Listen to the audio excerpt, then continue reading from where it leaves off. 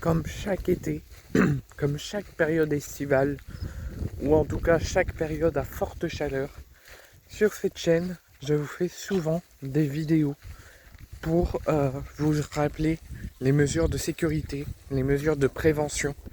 notamment pour les bébés, pour les personnes âgées et donc les personnes dites fragiles ou les personnes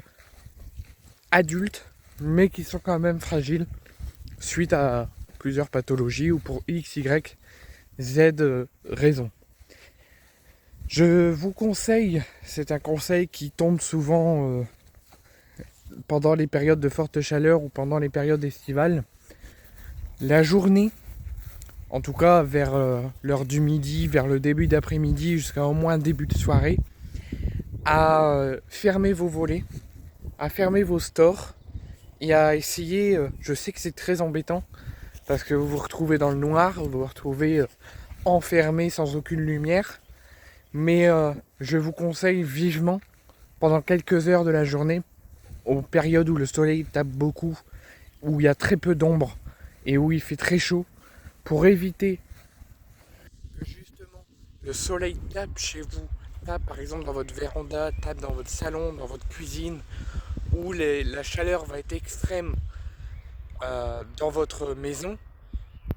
et pour tout faire pour garder votre maison au frais, vos pièces au frais, vos chambres au frais, pour que vous puissiez être dans des meilleures conditions pour survivre et faire face aux fortes chaleurs, c'est vraiment de fermer vers l'heure du midi jusqu'à au moins fin de journée, début de soirée, pour permettre vraiment d'être dans un endroit frais et de ne pas faire entrer la chaleur. Je vous conseille également, et c'est un conseil des autorités, de boire et de vous hydrater énormément. Dès que vous avez soif, ou même quand vous n'avez pas soif, surtout dans ces périodes où la chaleur est extrême et les températures sont en très haute hausse, c'est de boire beaucoup. Éviter tout ce qui est alcool, café, drogue aussi, parce que déjà ça nuit à la santé, mais il faut aussi ne pas en prendre en cas de forte chaleur. Mais c'est surtout pas de café, pas de boisson gazeuse, pas de coca, pas de Fanta, pas tout ce qui peut vous faire un malaise ou tout ce qui peut nuire à votre santé déjà en temps normal, mais ce qui peut vous nuire à votre santé face à ces hautes températures et à ces fortes chaleurs. Donc boire beaucoup d'eau, et même si vous n'avez pas soif, ne jamais arrêter de boire beaucoup d'eau. Ça va vous permettre de garder la gorge fraîche et de vous permettre de survivre aussi face à ces fortes chaleurs. N'hésitez pas à donner des nouvelles à vos proches, surtout les personnes les plus en difficulté et les plus à s'angoisser rapidement, et aux personnes fragiles, aux personnes âgées, vos grands-mères, vos tantes, vos tontons, vos marraines qui sont âgées, qui ont beaucoup peur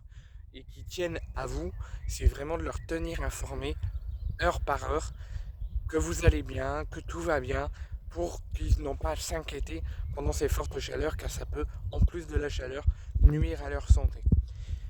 En plus de ça, c'est de demander de leurs nouvelles. Est-ce qu'ils vont bien? Est-ce qu'ils ont bien fermé leur volet? Est-ce qu'ils s'hydratent bien? Est-ce que leur maison est fraîche? Est-ce que si eux, leur maison est chaude, est-ce que vous ne pouvez pas les faire venir chez vous?